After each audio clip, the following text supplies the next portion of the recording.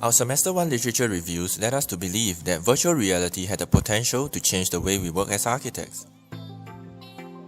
Virtual reality allows designers to work from a first-person perspective unlike ever before, yet no current application allows architects to do so.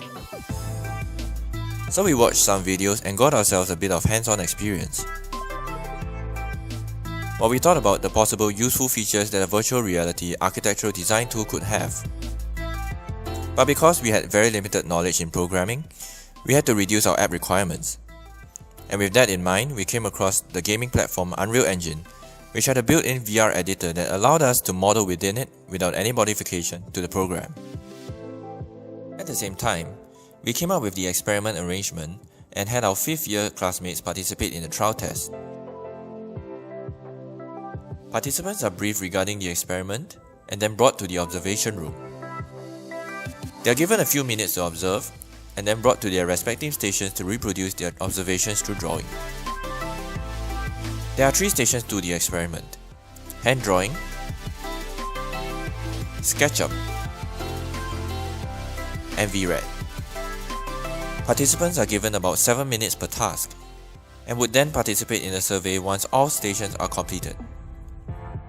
At the hand drawing station, participants are given a piece of grid paper with a scale provided at the top left corner of the page and are only required to draw the plan view outline of the observation space and the door position for reference.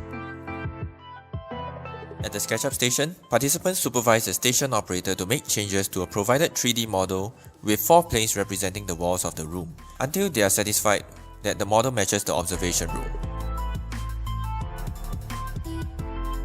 At the VRAD station, participants begin within a virtual 2m by 2m cube space, and they would push and pull the walls in that space until they deem that they have reproduced the observation room.